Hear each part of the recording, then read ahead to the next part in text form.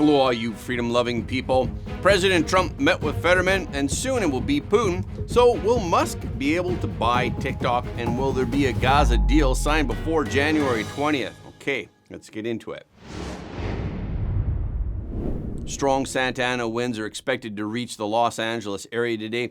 This could fuel the wildfires that have been burning for more than a week. The wildfires have burned an area the size of Washington, D.C. so far. Today will be critical for firefighting efforts. Much of Southern California around Los Angeles was under an extreme fire danger warning through Wednesday. This includes the densely populated cities of Thousand Oaks, Northridge, and Simi Valley. After days of the devastating fires in Los Angeles, people are publicly criticizing the policies of the city's mayor and the governor of California for the loss of their homes and loved ones. Now, these two high-ranking Democratic politicians in California are facing the biggest challenge of their careers. Critics argue that officials didn't just mishandle the response to the blaze, they were ill-prepared from the start. In an unusually hot, dry, and windy Southern California fire season, fire hydrants were left without water, and at least one state reservoir was empty. In addition, the state government's water and forest management policies have been criticized. Criticism of Governor Newsom and LA Mayor Karen Bass came from across the aisle and included members of the deep blue Democratic camp and Hollywood celebrities such as Sarah Michelle Gellar, Patricia Heaton, and Jillian Michaels. From January 8th to the 13th, about 130,000 people have signed a petition on change.org, a major signature gathering website, calling for Bass's immediate resignation. The petition was started by a user named Frustrated Californian who accused Bass of gross mismanagement during the disaster, and even reprimanded her for not being in the U.S. at the time of the fires. Last week, she traveled out of the country to Ghana, which meant that she was thousands of miles away from her city on the initial day of the disaster. The petition reads, "Despite the tireless efforts of our first responders, the city has been woefully unprepared to ensure safety and the well-being of its residents. Basic resources such as water and emergency services have been inadequate, and leadership has been nowhere to be found when it was needed most." Actress Sarah Foster and Elon Musk publicly called for Bass to resign, with Musk labeling her utterly incompetent on X. One petition supporter stated, "Regardless of political affiliation, no one should ever be abandoned by someone's stupid decisions, and any leader who deserts their people is never fit to lead ever." Bass has only been in office for a year, and she has announced her intention to run for re-election in 2026. Prior to this devastating fire, Bass was held in the highest esteem by the Democratic Party's most prominent figures. President Biden once considered Bass to be a top contender for his vice presidential running mate in 2020, while former President Barack Obama previously predicted she would be an outstanding mayor of the city. Meanwhile, the Saving California Coalition announced last Friday that it was launching a new recall campaign against Governor Newsom. According to the coalition, Newsom will receive formal recall papers within the next 2 weeks. Saving California is a newly formed nonpartisan coalition of working families, professionals, and community advocates. Randy Economy, who was leading the recall campaign, was the senior advisor and official spokesperson for the Recall Newsom 2021 coalition. Economy calls Newsom woefully unprepared and incompetent as the wildfires continue to rage through the city. He said in a statement, "Leadership is solving problems, not passing the buck and the blame, and Californians can no longer afford to have an empty suit occupying the governorship." Economy also called the recall a last hope to get rid of Newsom before he is term limited out of office in 2027. A spokesperson for Newsom responded to the recall, saying that the governor is 100% focused on the fires, ongoing rescue efforts, and the recovery process, not politics. Since the beginning of Newsom's 2019 term in office, there has been an ongoing civic recall campaign against him. The 2021 campaign collected over 1.6 million signatures from voters and successfully kicked off a recall election, which ultimately failed due to a lack of votes. But if there is enough voter support for this recall to start the election again, Newsom may not be so lucky. We talked yesterday about James Wood's house that miraculously survived the fire. Today, we're going to tell the story of another man who saved his house by his own efforts. John Carr, a 65-year-old resident of Pacific Palisades, where the fires are most severe, decided to stay in his home to save it on his own after the government issued an evacuation order. It was a risky decision when the fire also began to spread to the backyard of his house. But he grew up in the Pacific Palisades neighborhood in a house that his parents built back in the 1960s, and he didn't want to lose those precious memories. The house was built by my mother and father in 1960, and I lived here my whole life, so there's a lot of memories here, and I think I owed it to them as well to try my best to save it. Some things in life are worth fighting for. I mean, if I were to lose this house, it would be very difficult to afford to be able to build a new house, to pay the enormous property taxes they have here. What would I do? So he grabbed a garden hose to put out the fire, and he stayed up all night to stop the flames from advancing toward his home. And the decision he made was successful in preserving the house that he inherited from his parents. And the family's courtyard pond was unharmed, making it one of only a few homes in the entire neighborhood to remain untouched. He criticized that when the fire came, he did not see any fire engine coming to put the fire out at all. When I was out here hosing the house down and getting ready, and when the houses started to burn, I didn't see one single fire truck out here at all. Zero. If they had some fire trucks and just put a squirt here, a squirt there, and kept an eye on things, all these houses would be here now. I'm telling you right now, I saw it with my own eyeballs. All these houses. The houses behind me, they're all gone. They started with one little spark, one little small fire. They just squirted those out, had a few people out there. They'd all be here now. The fire trucks didn't show up because the hydrants were out of water and the firefighters couldn't put out the fire. The mayor of Los Angeles said that 20% of the hydrants were without water. But we're not asking everyone to emulate John Carr's behavior and put out fires on their own when a fire breaks out. Many people died in this fire because they tried to put out the fires themselves.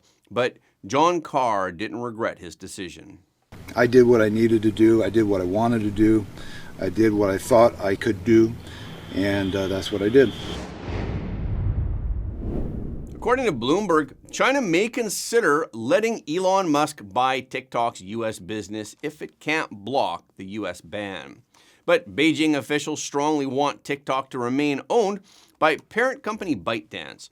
The company is appealing the impending ban to the U.S. Supreme Court, but the justices hinted during arguments on January 10th that they might uphold the law.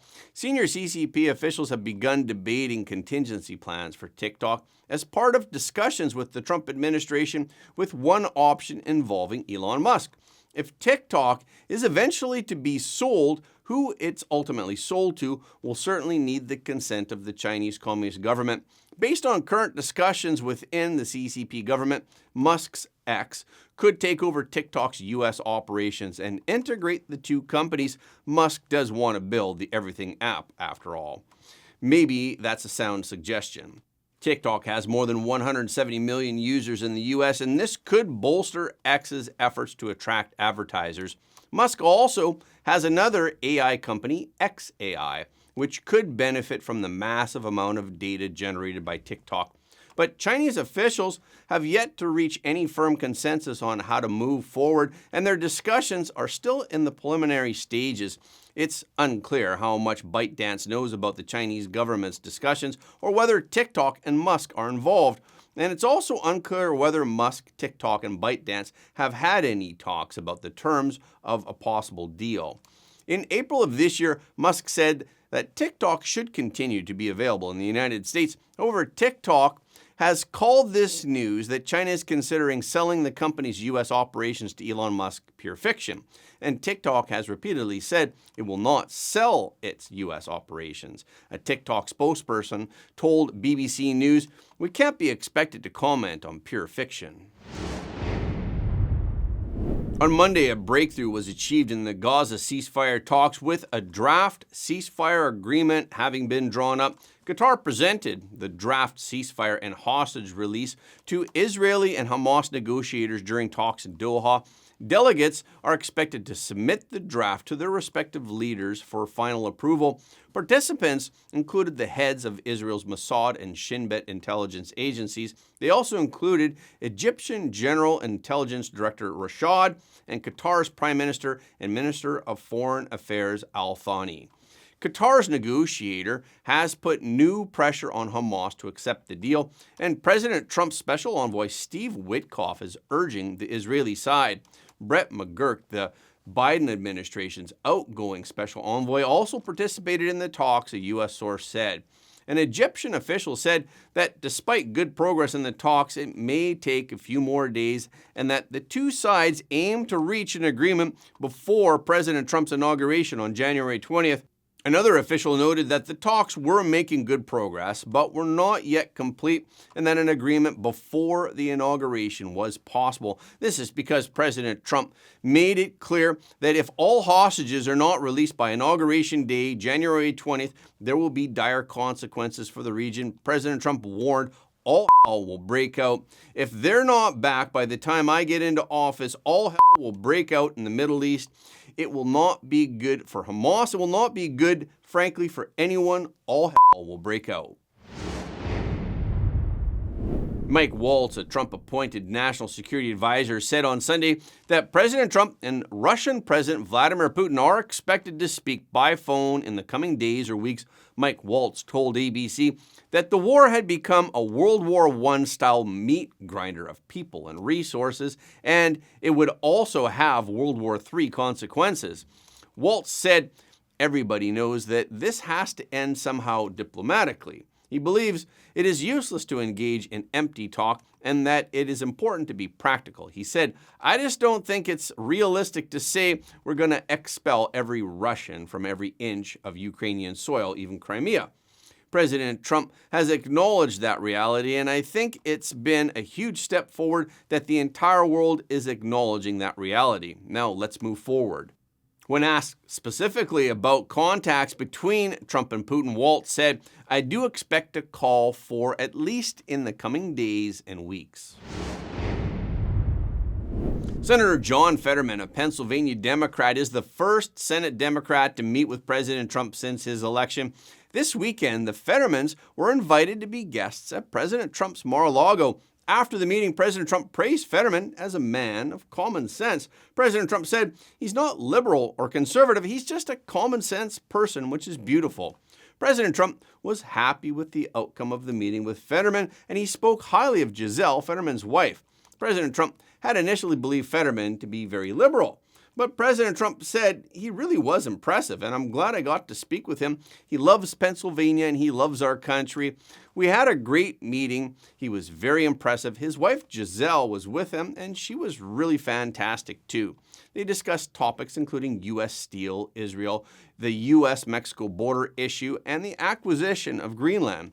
Federman previously expressed that he accepted President Trump's invitation because he is a senator for all Pennsylvanians, not just a representative of Democrats. He added that he's willing to meet and talk to anyone. The Pennsylvania senator also said he'd be willing to support some of President Trump's cabinet nominees, such as Secretary of State nominee Marco Rubio. Federman is one of Israel's long-term strongest supporters. He has urged Democrats to back strong border policy and has sought to find common ground with Republicans, including McCormick and some of President Trump's nominees. He also is a sponsor of the Laken-Riley Act. The bill aims to curb immigration crime. Last Thursday, the bill was approved by the Senate on an 84-9 vote that included the support of 33 Democratic senators. President Trump has unveiled plans to create the External Revenue Service, the ERS, which is a new agency modeled after the IRS. But this new agency will be aimed at collecting tariffs, duties, and revenues from foreign countries rather than U.S. taxpayers. Today, President Trump announced the plan on Truth Social. He framed the proposal as a move to shift the financial burden of taxation away from U.S. citizens toward foreign entities who benefit from trade with the United States. President Trump wrote, "For far too long, we have relied on taxing our great people using the Internal Revenue Service, the IRS." Based on the announcement, the ERS is expected to be launched on January 20th, which is President Trump's first day in office. Also today, the House voted to pass a bill that would ban transgender athletes from women's and girls' sports at federally funded schools and educational institutions. This bill will amend the term sex so that it is only recognized based on a person's biology at birth. The bill is called the Protection of Women and Girls in Sports Act of 2025. The House vote was 218 to 206, with 2 Democrats voting in favor and with 1 Democrat voting present. The legislation is expected to next be taken up by the Senate. And that's a wrap for this episode. Thank you so much for your support of Front Page. Please remember that every like, comment, and share helps more people to see the truth. If you haven't already, please subscribe. And if you have already subscribed, we thank you. But please double check to make sure that you're still subscribed, because some of our audience have reported that they're somehow unsubscribed without their knowledge. We've also heard that some of you don't get notifications of our videos anymore on YouTube. So when you do subscribe on YouTube, please make sure to tap the notification bell as well. Okay, this is our show for today. Thank you so much for tuning in. If you like what you heard today, please don't forget to like this video and share it with your friends and family, because everybody deserves to know the truth.